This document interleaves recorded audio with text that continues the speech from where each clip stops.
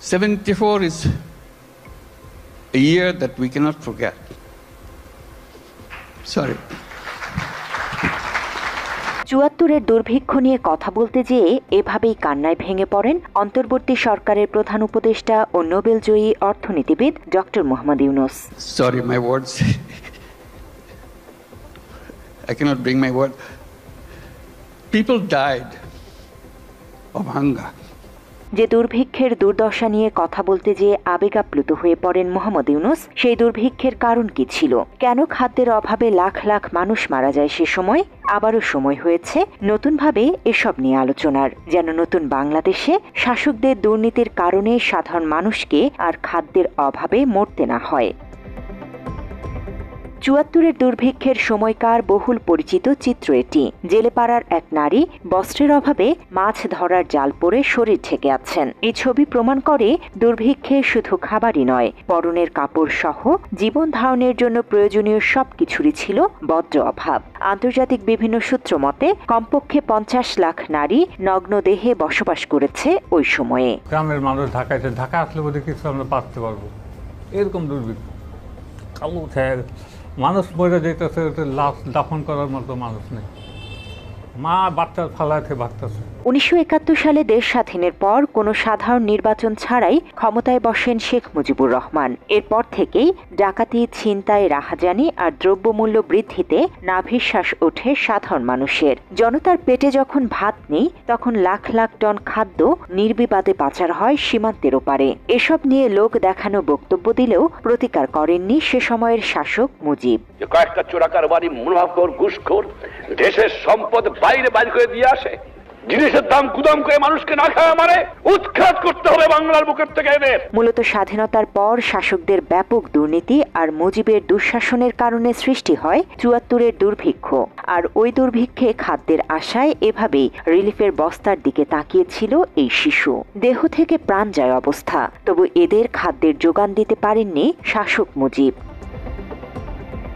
৭৪-এর ওই দুর্ভিক্ষে শুধু ঢাকাতেই প্রতি ঘন্টায় ৩ থেকে ৪ জন লোক মারা যেতে থাকে অনাহারে। অন্ন, বস্ত্র কিংবা মাথা গোজার ঠাঁই ছিল না কোথাও। কোটি কোটি মানুষ ছিল ক্ষতিগ্রস্ত ও বাস্তুহারা। অবস্থা এতটাই বেগতিক ছিল যে বমি খেয়েও বাঁচার চেষ্টা করেছে মানুষ। এ বিষয়ে আন্তর্জাতিক একটি সংবাদ মাধ্যমের এক সাংবাদিক সাক্ষাৎকারে মুজিবকে প্রশ্ন করেন, মানুষ ঘাস পাতা খেয়ে বেঁচে আছে, এমন কেন হবে? এই প্রশ্নের উত্তরে মুজিব বলেন, কিছু কিছু জায়গায় এরকম হতে পারে, তবে সব জায়গায় লঙ্গরখানা আছে। We have no food. We're not getting it from anywhere. Quite close to Dhaka. Why should this be so? You see, that is some of the places this happens, but we have our open, free kitchen everywhere. The people are welcome to come there.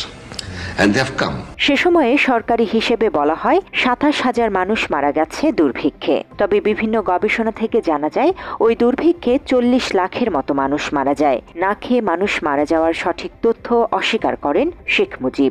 We have already declared in the parliament that around 27,000 people have died by starvation and by disease. We have not hide anything from anybody. It's a fact, natural calamities.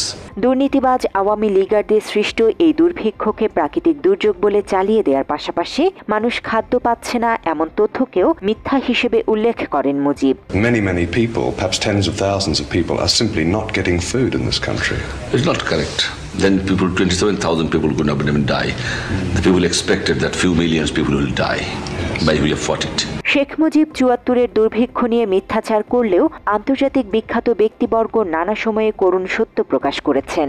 Nobel বিজয়ী ভারতের অমর্ত্য সেন তার poverty and ফেমিনেস বইয়ে ৭৪-এর দুর্ভিক্ষ নিয়ে লিখেছেন, সরকারি পর্যায়ে ব্যাপক দুর্নীতি ও রাজনীতিবিদদের লুটপাটে সাধারণ মানুষের জীবন দুর্বিষহ হয়ে পড়েছিল। ডক্টর অমর্ত্য সেন তার বইয়ে আরও লিখেছেন, খাদ্য আমদানির উপর নির্ভরশীল সরকার দেশে তীব্র দুর্ভিক্ষ হওয়া সত্ত্বেও খাদ্যশস্য আমদানিতে সাফল্য দেখাতে পারেনি। ১৯৭৩ সালের তুলনায় ১৯৭৪ সালে কম খাদ্যশস্য আমদানি হয়েছে।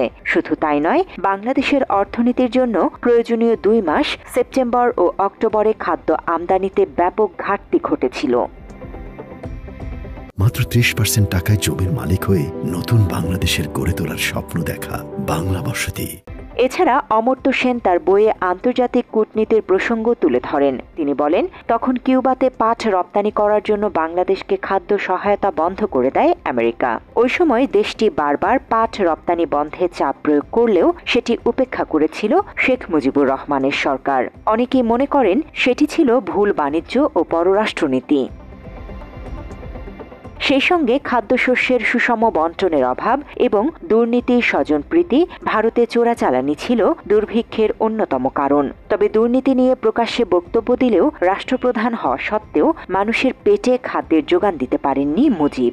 এত চোরের চোর চোর কোত্থেকে যে পয়দা হয়েছে আমি জানি না, পাকিস্তানের সব নিয়ে গেছে, কিন্তু এই চোরটুক ফিরে গেছে আমার কাছে। যেমনটা বলা হয়, ৭৪-এর দুর্ভিক্ষের অন্যতম একটা কারণ ছিল ভারতে চোরাচালান।